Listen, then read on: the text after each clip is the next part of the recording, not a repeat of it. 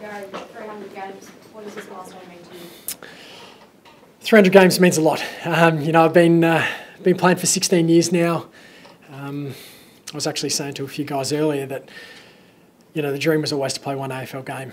And to go forward 16 years and think I'm only one game away from playing 300 is, it's pretty special to me, and I know the hard work that's gone in, over that time. So hopefully we can get out there, we can have a win and get closer to playing some finals footy.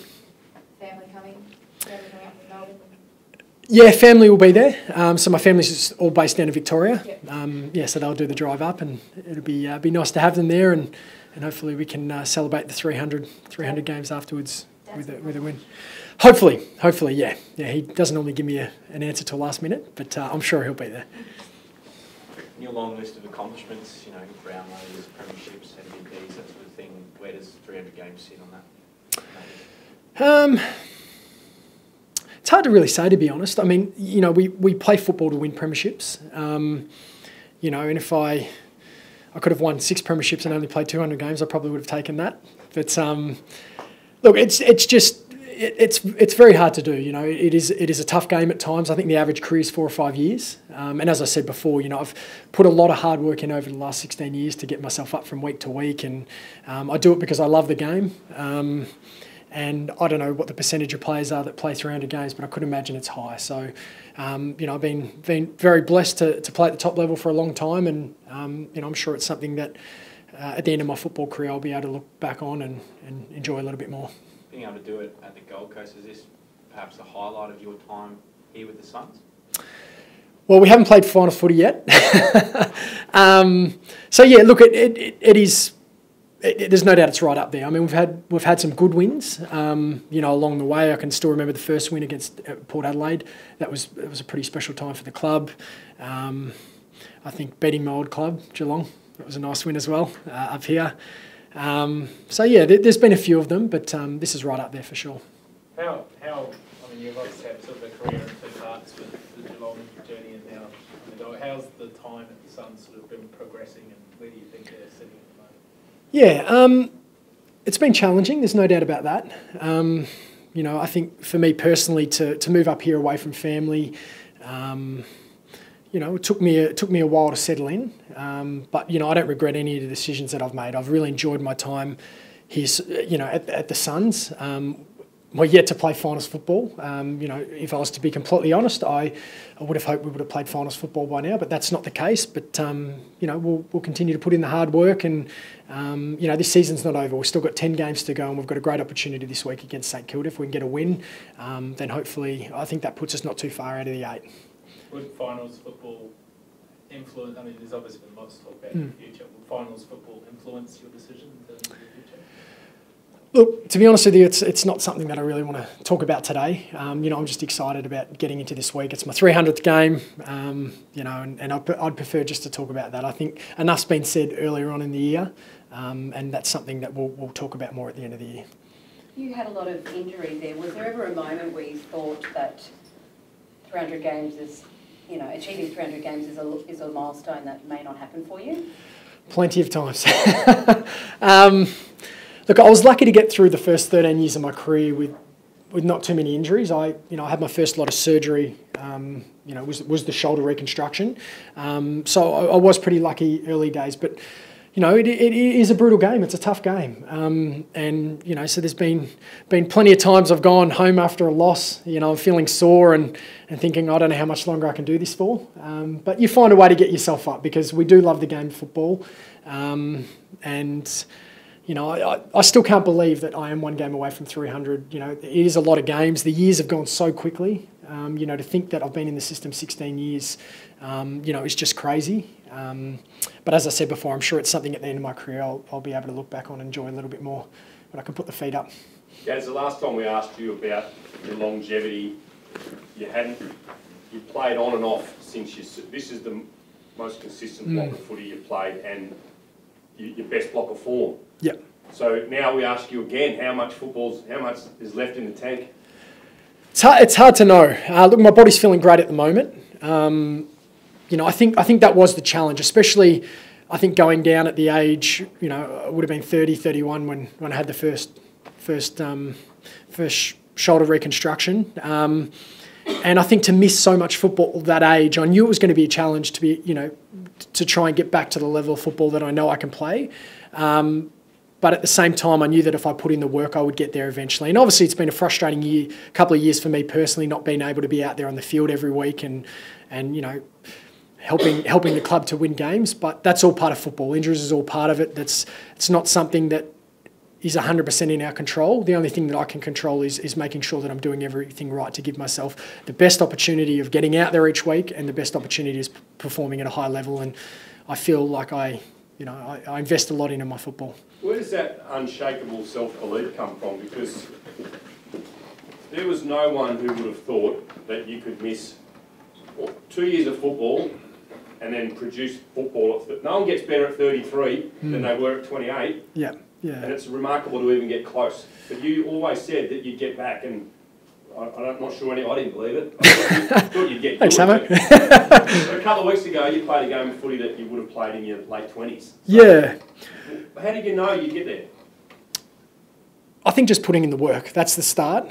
And I know self-belief as an individual and within a group is a powerful thing. And, you know, I know I've still got the football brain. You know, it was about getting the body right, you know, just getting those Ks in the legs again, and getting out there. And, you know, I think the more games that I played after the reconstruction, I knew that I was going to continue to improve every single week. You know, you can do all the training in pre-season, but there's nothing like match fitness and actually getting out there and you know, getting used to the flow of the game again. So.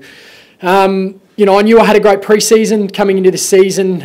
You know, the body was feeling really good, and it was just about getting back to that level where I was performing week in, week out. And I felt I've done that for the first half of the season, but you know, I want to be able to take my game to another level, so that, you know, the second half of the season we can win more games and hopefully get our first taste of finals footy. Do you still feel that the Suns' hopes rest on your shoulders?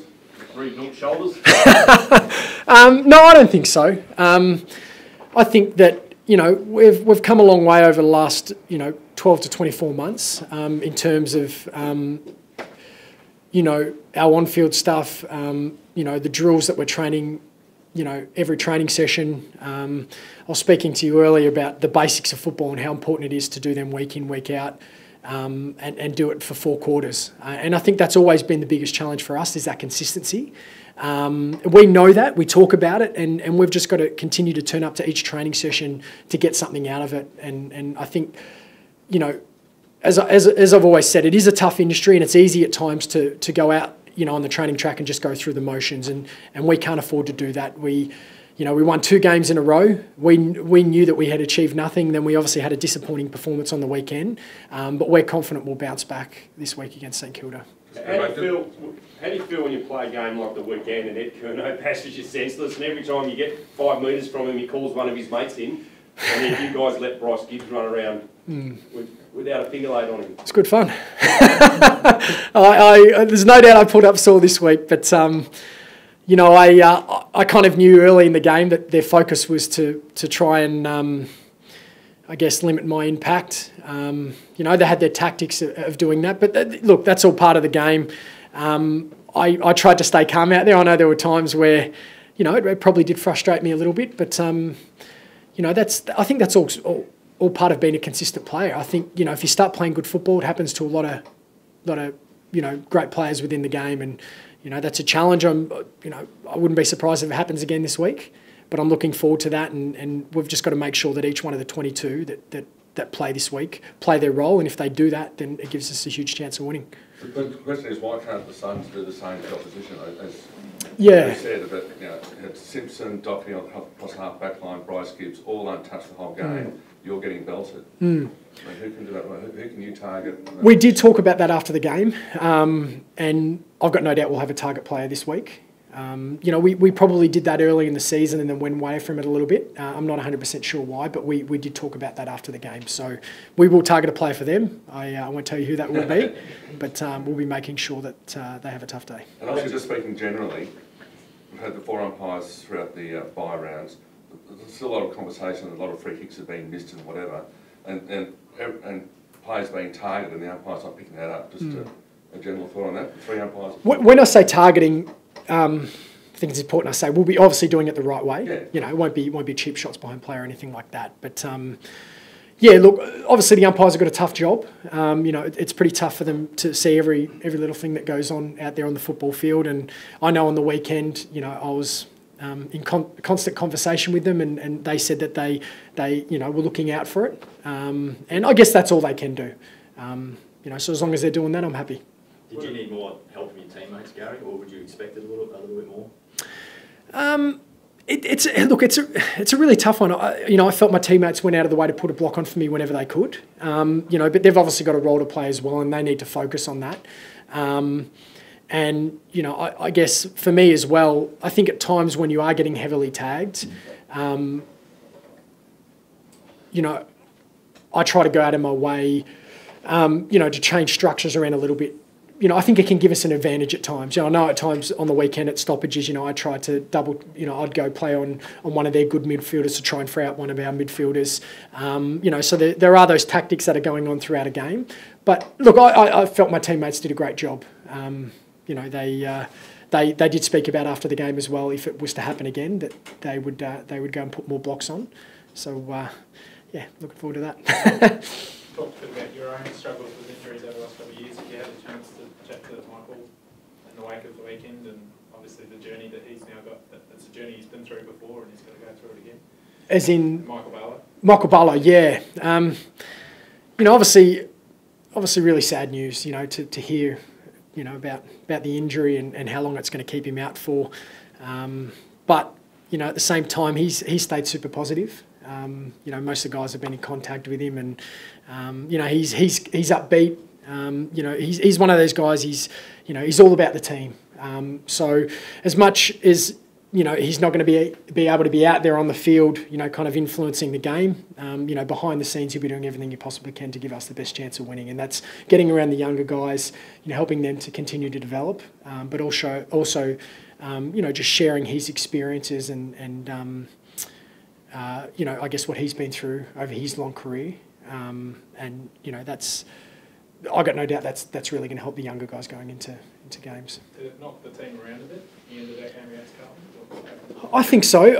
I mean, again, that's something that we spoke about. I think we were up when that injury happened by 3 points, and you know, I know within the huddle there's a lot of talk about, you know, winning it for Mickey Barlow, and then we go out and you know, finish the game off the way we did. You know, that was not good enough. We've had a look at the tape and looked at the areas that went wrong and the areas that we need to improve, and we'll make sure we do that this week. What about your draft class, Gaz? You're a pretty competitive guy. You keep an eye on them, and they're dropping like flies. Not many left. What do you mean, as in your draft group? Oh yeah. Well, as I mentioned earlier, that, you know, I think it's only a very small percentage of players that, you know, play 300 games. You know, I think the first lot of them started retiring probably 4 years ago, and you know, it is crazy to think that I am still playing, because honestly, you know, the average career when I first started, I think, was 3 years. I think it's gone out to 4 years now. But you know, I can still remember playing my first senior game against Essendon, you know, in front of 44,000 people, and I'm thinking, you know, what if I don't play? Thinking after that game, if I didn't play another senior game, at least I can say I made it at the top level. And you know, so it is a really good feeling, because you know, you do put a lot of time into your recovery. You know, a lot of behind the scenes stuff that not a lot of people see. So that's a big part of the reason, and a bit of luck as well, why I'm able to sit here and talk to you about my 300th game. God-given talent. You don't like to acknowledge that, but you've got natural ability that. What's the split, do you reckon, between a lot of good footballers who just didn't have the work rate or the desire? What's the... Yeah, there's obviously the two parts of it. There's the God-given ability, and then it's making the most of that. And I know that I've put the time in over the years to get the best out of myself, and hopefully, you know, I've got some good years still ahead of me. Guys, what's next for you? You know, you tick off your 300th game. You've done so many and achieved so much. How do you stay motivated? Well, then I've got my 301st and then my 302nd. I think it's just taking a step back and really realising how blessed I truly am. You know, this from a little kid, it was always a dream to play at the top level. And there's no doubt that, you know, we go through our challenges at times, and you know, there's been times where I have questioned why I'm still playing. But, you know, I am blessed to run out there every single week with my teammates. You know, we're given that platform to be able to give back to people, to entertain.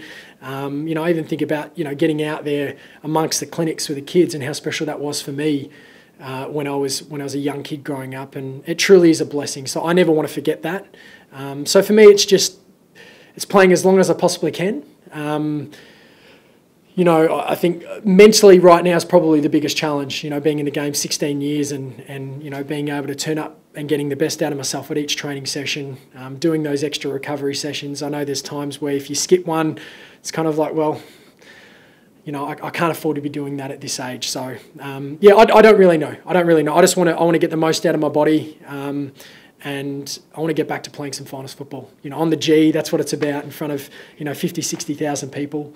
None of the guys at the club or the younger guys have been able to experience that, and it is a real buzz, and that's something that we talk about every week. Come on, boys, let's, you know, make sure we put in the work, because it's well worth it when you're playing, you know, in September.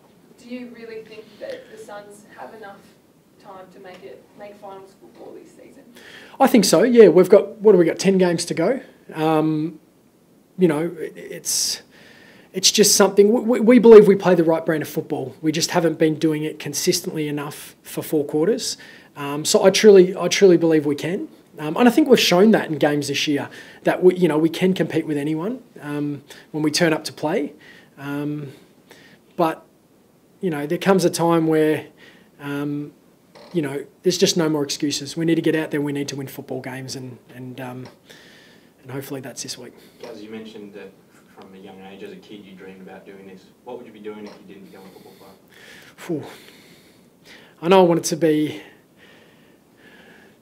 I really loved astronomy actually at school, surprisingly enough. I don't know where that would have taken me, but yeah, I don't really know. I've always loved my basketball. You know, I played a fair bit of basketball as a kid. I don't know whether I would have been good enough to make it into the NBL, you know, the top level. It's really hard to say, because I was drafted as a 17-year-old kid. You know, I was doing year 11 at the time. I wasn't really too sure what I wanted to do if football didn't work out. I didn't end up doing year 12 because I was drafted and I really wanted to focus on my football with a plan. If it didn't work out in the first couple of years, I'd always go back and finish that off. But luckily enough, I've been able to have a 16-year career, and I've got to work out what the next step is after football now. Back to school.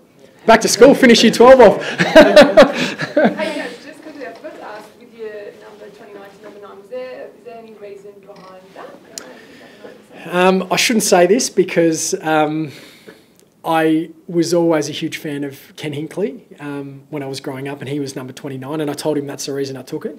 But I actually tried to get number 9 at Geelong, and the way it worked is you were given the number depending on what order you were drafted in. So number 3 was the first available number, which Jimmy Bartell took. Then James Kelly got number 9, I got 29. But I haven't told Ken Hinkley that, so I hope he doesn't watch this. Gary, just quickly, mate, it seems fitting that you're playing St Kilda for your 300th game. You've played more than any other team, and it's about a 50-50 split. Are there any kind of battles or moments against them that kind of stand out? You've obviously the 09 grand final. Yeah. I don't know, have we beat St Kilda yet? We have? Yeah, we have. Okay, that's good to hear. Oh, really? Okay. Oh, no, I do remember that game. And down there as well, yes. I don't think any battles in particular. I do remember that game now where we had the win up here. You know, that was a really great win for the football club. There's no doubt about that. Look, they're a really, really good young side. You know, they've got some real talent within their football side. You know, I like the way they go about their football. They're very much a contested side. You know, they give their all every week. So it is going to be a challenging game, and we need to make sure we show up. I think that's probably the one area that we didn't do so great on the weekend, was the contested ball side of things. So, you know, that's going to be our focus from the start. And yeah, just really looking forward to it. I'm hoping they let me run around and get my hands on the football, but we'll see what happens. With 300 games almost under your belt, you know, that's a lot of experience that you have now. What do you impart to the younger people coming through the club? Yeah. you know? Yeah, what's there's probably two parts of it. It's first of all just the off-field, giving yourself the best opportunity performing every week, and that's, you know, doing everything that you need to be doing. Preparation, you know, doing the extra recovery sessions, you know, eating right, making sure that you know, you're working on everything you need to be out on the football field. They're probably the biggest things, and then on field it'd just be doing the basics of football well every single week. That was probably the most important thing that I learned early in my football career. That you know, I was probably a little bit inconsistent in my first 3 or 4 seasons, and that probably come back to not doing the basics of football well every week. And I can remember some of the older guys back then, you know, running me through drills and teaching me how to use my body properly, you know, running patterns, all those kind of things. So they're things that I work with the younger boys out in the football field, and you see that improvement every week. And I think that the more we improve that, the more games we're going to win. And how have you seen the game evolved in that time that you've been playing too? It's changed so much. I was actually talking to some of my teammates about this the other day. I can still remember when I first started playing, there wasn't as many rotations. I can remember one game, I think I played half a quarter for the whole game, just because, you know, it'd be the more senior guys that would stay in the field for the majority of the game, and you'd be lucky if, you know, you got that call from the coach from the coach's box and he said, all right, you're going on for 5 minutes. And, you know, so that was probably the biggest change, to then having 100 and however many rotations, and then that's changed again. There's obviously been a few rule changes, but I think the game's faster than it's ever been. You know, it really is. You can't get away. I think back then you could probably get away with either having a really good football brain or being a good athlete. I think these days you need both. Do you reckon that change in the rotation we'll see more people racking up 300 games in their career and playing for longer than that average span you said, 4 or 5 years? I think with how fast the game is these days, I don't think so. You know, I think that, you know, it is a demanding game. It really is. So, I don't think you'll see as many players playing 300 games. I think it'll be more players will be focusing on the quality of games, and, you know, and just getting the most out of themselves.